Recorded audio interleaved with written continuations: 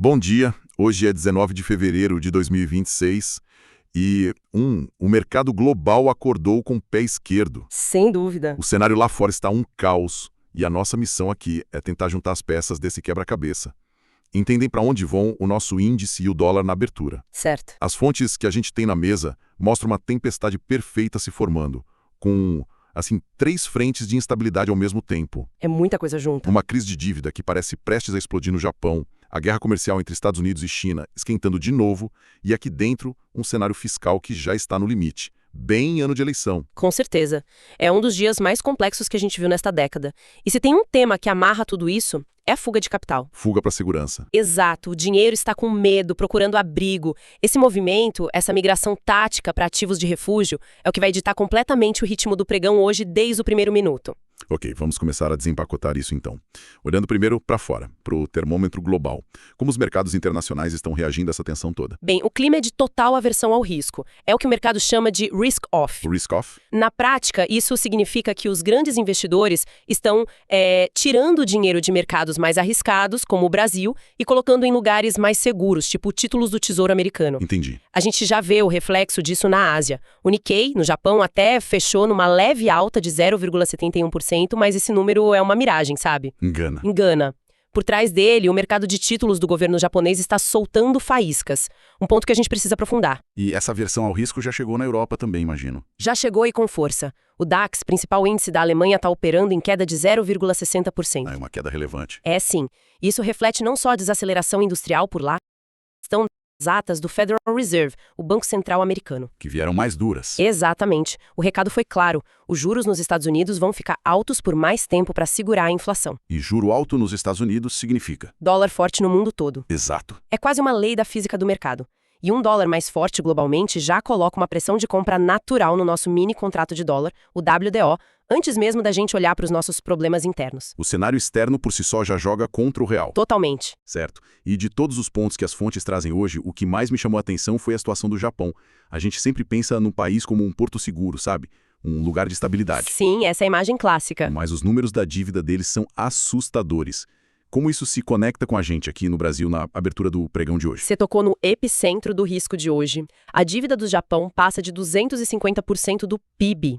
É uma montanha de dinheiro. E o mercado começou a duvidar se o governo consegue pagar essa conta. É uma desconfiança perigosa. Muito. A gente viu o rendimento do título japonês de 40 anos passar de 4% pela primeira vez desde 2007.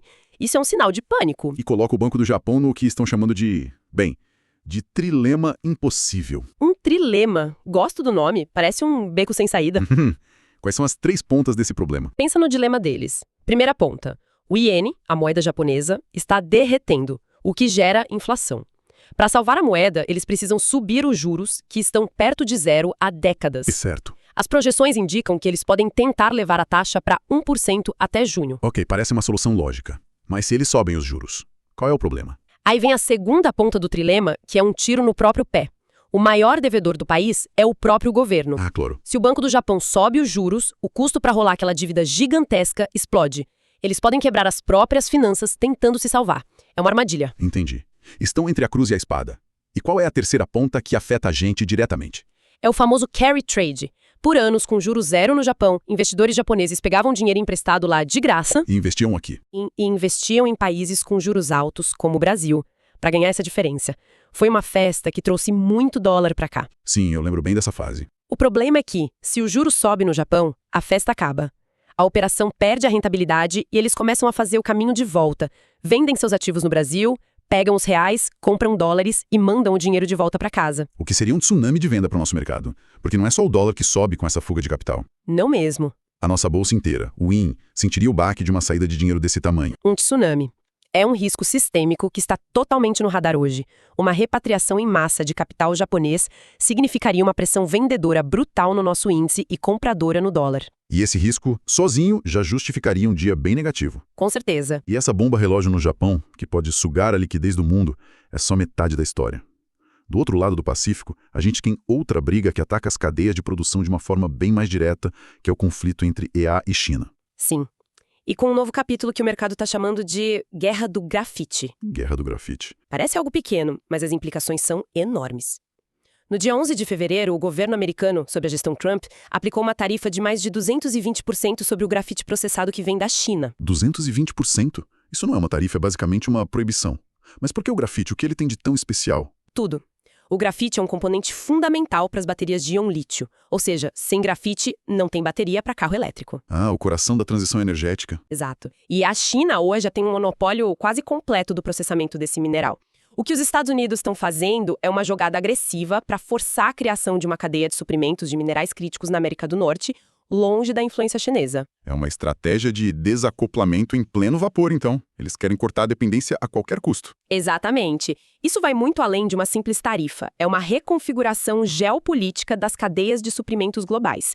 A gente já vê os Estados Unidos e o Japão fechando um acordo de 36 bilhões de dólares para garantir o fornecimento desses minerais. Uau! O impacto direto para todo mundo é um aumento brutal nos custos industriais. E para o Brasil, como isso bate, imagino que afete diretamente nossas empresas de commodities. Bate na porta da nossa maior empresa de mineração, a Vale. A Vale 3 é a mais exposta a esse cenário. Primeiro porque a China é sua maior cliente e uma guerra comercial sempre azeda o humor por lá. Certo. Segundo, porque essa reorganização das cadeias de suprimentos e o protecionismo mineral geram uma instabilidade enorme nos preços e nos custos futuros.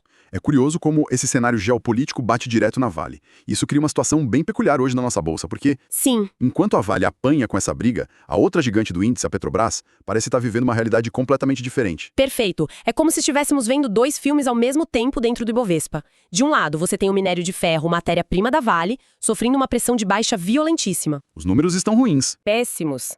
O preço está oscilando perto dos 96 dólares a tonelada, com uma queda de quase 8% só neste mês. A culpa é da crise no setor imobiliário chinês e da baixa liquidez pelo feriado do Ano Novo Lunar. Então a Vale deve abrir pressionada para baixo. O resultado é que a Vale 3 deve abrir o dia com um viés vendedor muito forte. E na outra ponta, a Petrobras? Na outra ponta, o cenário é o oposto. O petróleo Brent subiu e está sendo negociado acima dos 70 dólares o barril, em 70,52. O que está segurando o petróleo nesse patamar? O que puxa o preço para cima é a combinação de oferta restrita com as tensões geopolíticas no Oriente Médio, principalmente o medo de uma intervenção americana no Irã. Isso deve dar um suporte para as ações da Petrobras, a PET 34. Então temos a principal ação do índice, a Vale, sendo puxada para baixo, e a segunda principal, a Petrobras, sendo puxada para cima. Exatamente. É um verdadeiro cabo de guerra. E o problema pro operador é que o Ibovespa fica nesse chove não molha, sem uma direção clara, o que pode ser um cenário bem traiçoeiro na abertura. Entendi. A força da Petrobras pode segurar uma queda maior, mas a fraqueza da Vale praticamente anula qualquer chance de uma alta mais consistente. Isso reforça um viés de lateralidade ou até mesmo baixista para o IN. Faz todo sentido. Com todo esse cenário externo caótico, a gente vira o foco para dentro de casa. E pelo que as fontes indicam, o ambiente doméstico não oferece nenhum alívio, certo? Nenhum. Se lá fora chove, aqui a gente tem uma tempestade particular. O grande fantasma é o risco fiscal, especialmente em ano eleitoral. O orçamento de 2026. Esse mesmo, aprovado com despesas de 6,5 trilhões de reais. Mas o detalhe que deixou o mercado de cabelo em pé é uma brecha na regra. A meta de superávit de 34,3 bilhões de reais é considerada cumprida, mesmo que o governo entregue um déficit zero. O mercado leu isso como uma pedalada fiscal institucionalizada, uma flexibilização perigosa. Exato. É um sinal de que o compromisso com o controle de gastos está se esvaindo. E os números macroeconômicos confirmam essa fragilidade. A nossa dívida bruta está em 78,1% do PIB. É muito alta. E o déficit nominal em 8,1%. É por isso que o nosso Banco Central é forçado a manter a Selic nesse patamar estratosférico de 15%, para tentar segurar a desconfiança. E para colocar mais lenha nessa fogueira fiscal, hoje temos um dado econômico importante na agenda que pode piorar ainda mais essa percepção, não é? Kim, hoje, às 12 horas, sai o IBCBR, que é uma prévia mensal do nosso PIB. E ele levanta uma questão fundamental sobre a sustentabilidade da nossa economia. E qual a expectativa? O consenso do mercado espera uma retração de 0,5%. Se esse número se confirmar, ele carimba o que todo mundo já sente. A atividade econômica está esfriando e rápido. Ou seja, a receita para o desastre. Incerteza fiscal com o governo gastando muito e uma economia que não cresce para sustentar esses gastos. Exatamente. Isso pesa direto no real e na nossa bolsa. Pesa e muito. É mais um fator que se soma a toda a pressão que vem de fora. Juntando tudo, a busca por proteção, por segurança, se torna a única jogada racional. E no Brasil, proteção tem nome e sobrenome: dólar americano. Ok, vamos amarrar tudo isso. A gente passou pela aversão ao risco global, pelo trilema impossível do Japão e o risco do carry trade, pela guerra do grafite entre EU e China, pelo cabo de guerra entre Vale e Petrobras, e pelo nosso próprio risco fiscal. Qual é a síntese? Para onde os contratos de WIN e WDO devem apontar na abertura? A síntese é bem clara. Para o WIN, o mini Bovespa, o viés é de lateral para baixista. Lateral a baixista? Isso. A sustentação que vem da alta do petróleo é, na melhor das hipóteses, neutralizada pela queda brutal do minério de ferro. Some a isso a expectativa de um dado econômico fraco ao meio-dia e o risco fiscal crescente. Para completar, o cenário externo de risk-off pressiona todos os mercados emergentes, sem distinção. E tem algum nível técnico para ficar de olho? Com base nos dados técnicos, um ponto de atenção seria a perda dos 190 mil pontos. Perdendo esse suporte, o primeiro alvo seria a região de 188.500. A resistência mais forte está em 191.500. E para o dólar, o WDO, o caminho parece mais livre então? Bem mais livre. O viés para o WDO é de lateral para altista. Todos os ventos sopram a favor. Primeiro, o dólar está forte no mundo todo. O DXY? Exato. A gente vê isso pelo DXY, o índice que mede o dólar contra outras moedas fortes, operando em alta, em 97,610. Quando o DXY sobe, o nosso real aqui sofre. Certo. Segundo, a instabilidade no Japão aumenta o risco de fuga de capitais, como discutimos. E terceiro, o cenário fiscal doméstico frágil empurra os investidores locais para a proteção da moeda americana. E os níveis para o dólar? Os níveis para observar seriam uma compra caso o preço se consolide acima de 5.260, com alvo projetado em 5.298. Um suporte importante fica na região de 5.230. Resumindo os gatilhos do dia então, ficar de olho no Japão e em qualquer sinal de repatriação de capital, acompanhar a briga EU-China e o impacto disso na Vale, observar o cabo de guerra interno no Ibovespa entre Petrobras e Vale. E o IBCBR? E, claro, a ansiedade pelo dado do IBCBR ao meio-dia, que pode definir o humor da segunda metade do pregão. Perfeito. E só para fechar, uma reflexão que vai além do pregão de hoje. Manda. Nós analisamos os efeitos imediatos do trilema japonês e da guerra do grafite, mas a questão de fundo é: o que acontece quando essas duas tendências de longo prazo, a desglobalização das cadeias de suprimentos e o fim da era do dinheiro barato, colidirem de verdade? É uma boa pergunta. A volatilidade que a gente está vendo hoje pode ser apenas o tremor inicial antes de um terremoto estrutural nos mercados globais. Um terremoto que pode redefinir por uma década inteira o que significa ser um ativo de risco e o que significa ser um ativo de refúgio.